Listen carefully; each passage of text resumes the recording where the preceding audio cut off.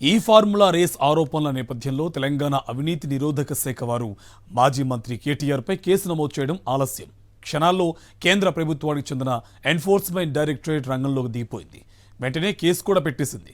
వినడానికి ఆశ్చర్యంగా ఉన్నప్పటికీ ఇది నిజం. కేటీఆర్ విషయంలో ఈడీ వాయువేగంతో వ్యవహరించిన తీరుపై రాజకీయ వర్గాల్లో పలు అనుమానాలు వెల్లువెత్తుతున్నాయి.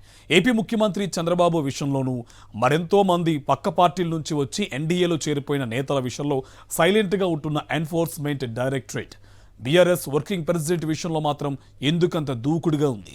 ఈ అంశం చుట్టూ తిరుగుతున్న రాజకీయాలపై ప్రముఖ జర్నలిస్ట్ కొమ్మినేని శ్రీనివాసరావు కామెంట్ చూద్దాం. బీఆర్ఎస్ వర్కింగ్ అధ్యక్షుడు కేటీఆర్పై ఈ ఫార్ములా రేస్ కేసులో తెలంగాణ ఏసీబీ ఇట్టా కేసు నమోదు చేసిందో లేదో వెంటనే కేంద్ర ప్రభుత్వానికి చెందిన ఎన్ఫోర్స్మెంట్ డైరెక్టరేట్ కూడా రంగంలో దిగిపోయింది. కేసు కూడా పెట్టేసిందట. ఇది ఆశ్చర్యంగానే ఉంది. అందులో ఏమైనా మెటీరియల్ ఆధారాలు ఉంటే కేసు పెట్టారంటే అర్థం చేసుకోవచ్చు. అదేమిటో పరిశీలించకుండానే ఇది రాజకీయ కేసు అని తెలిసి కూడా ఈడీ తెరపైకి వచ్చిందంటే సహజంగానే అనుమానాలు వస్తాయి. పోనీ అన్ని కేసుల్లోనూ ఇంత వేగంగా ఈడీ వస్తుంటే పర్వాలేదు, కానీ కొందరు నేతల విషయంలో అసలు వారి జోలికి వెళ్ళదు. అంటే కేంద్రంలోని ప్రభుత్వ పెద్దల సూచనల మేరకే ఎవరిపై కేసులు పెట్టాలో ఎవరిపై పెట్టకూడదో ఈడీ, సిబిఐ వంటి సంస్థలు నిర్ణయించుకుంటాయన్న విమర్శలకు ఈ పరిణామం ఊతమిస్తుంది. కేటీఆర్పై అనూహ్య రీతిలో స్పందించిన ఈడీ అదే ఏపీలో గతంలో చంద్రబాబుపై వచ్చిన కేసుల విషయంలో ఎందుకు స్పందించలేదన్నది పలువురు ప్రశ్నగా ఉంది. తెలంగాణలో రాజకీయంగా బలపడాలన్న ఉద్దేశంతో ఉన్న బీజేపీ వ్యూహాత్మకంగా బీఆర్ఎస్ను వీక్ చేయడానికి చేస్తున్న ప్లాన్లో ఇవన్నీ భాగమా అన్న సందేహాలు తలెత్తున్నాయి. పార్లమెంట్లో సైతం ఈడీ, సిబిఐ అనుసరిస్తున్న పద్ధతుల గురించి విపక్ష సభ్యులు ఘాటుగా ప్రశ్నిస్తున్నారు.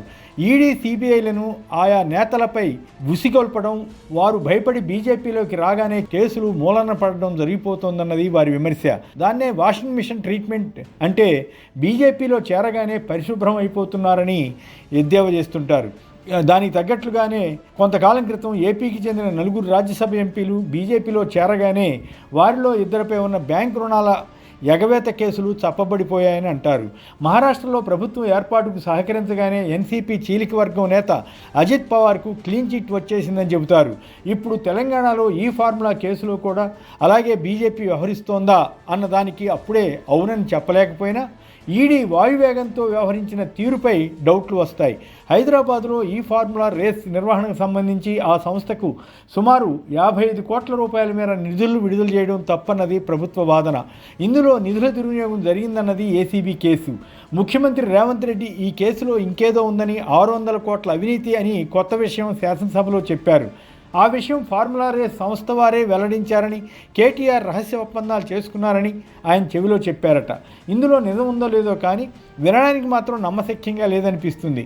ఎందుకంటే తన ఆధ్వర్యంలోని ఏసీబీ 55 కోట్ల దుర్వినియోగం అని కేసు విచారణ చేస్తుంటే ఏకంగా సీఎం అది 600 కోట్లని అనడం కేవలం ప్రచారం కోసమే అన్న విమర్శలకు ఆస్కారం ఇచ్చినట్లయింది. దీనిపై కేటీఆర్ హైకోర్టుకు వెళ్లారు. అక్కడ వారు ఈ నెలాఖరు వరకు అరెస్ట్ చేయవద్దని, అయితే కేసు దర్యాప్తు చేసుకోవచ్చని తీర్పిచ్చారు. అది వేరే సంగతి. ఈ దశలో ఈడీ రంగప్రవేశం చేసింది. ఏసీబీకి లేఖ రాయడం, కేటీఆర్తో పాటు 2 అధికారులపై కేసు నమోదు చేయడం జరిగిపోయింది. ఇది ఏసీబీ కేసు ఆధారంగానే జరిగింది. ఇదంతా రేవంత్ రెడ్డి, బీజేపీల కుమ్మక్కు వల్లేనని బీఆర్ఎస్ ఆరోపిస్తోంది. కేటీఆర్పై కేసు పెట్టడానికి గవర్నర్ ఓకే చేసిన తర్వాత వేగంగా ఈ పరిణామాలు సంభవించాయి. కొద్ది రోజుల క్రితం ఢిల్లీకి కేటీఆర్ వెళితే ఈ కేసులో గవర్నర్ అనుమతి రాకుండా చేసుకోవడానికి అని కాంగ్రెస్ ప్రచారం చేసింది. తీరా చూస్తే గవర్నర్ పర్మిషన్ ఇవ్వడమే కాదు, ఈడీ కూడా వచ్చేసింది. ఇప్పుడు కాంగ్రెస్, బీజేపీలు కుమ్మక్కయ్యాయని బీఆర్ఎస్ నేతలు అంటున్నారు. ఒకవేళ ప్రభుత్వం మారి భవిష్యత్తులో కొత్త ప్రభుత్వం వస్తే అప్పుడు కూడా ఇదే ట్రెండ్ కొనసాగితే ఇప్పుడు ఈ ప్రభుత్వానికి అనుకూలంగా వ్యవహరించారని అనేక మంది పోలీసు లేదా ఇతర శాఖల అధికారులపై చర్యలు ఉండవా అంటే ఖచ్చితంగా ఉంటాయని చెప్పాలి. రాజకీయాల్లో టిట్ ఫర్ టాట్ అని ఒక నానుడి. కానీ ఈలోగా వ్యవస్థలకు జరగవలసిన డ్యామేజ్ జరిగిపోతుంది. పెద్ద నాయకులపై అవినీతి కేసులు వచ్చినప్పుడు నిష్పక్షపాతంగా విచారణ జరిగేలా వ్యవస్థలు తయారు కాకపోతే ప్రజాస్వామ్యానికి ప్రమాదంగా మారుతుంది. గతంలో వైఎస్ జగన్ కాంగ్రెస్ పార్టీని వ్యతిరేకించారని ఆయనపై ఎన్ని అక్రమ కేసులు పెట్టింది చూశాం. ఇప్పుడు బీజేపీ కూడా అదే మాదిరి వ్యవహరిస్తోందన్న విమర్శలు వస్తున్నాయి.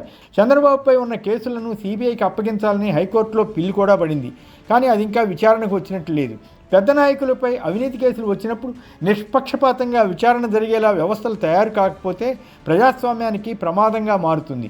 పలుకుబడి పరపతితో పాటు మేనేజ్మెంట్ స్కిల్ లేకపోతే నేతలకు ఇలాంటి చిక్కులు వస్తాయా?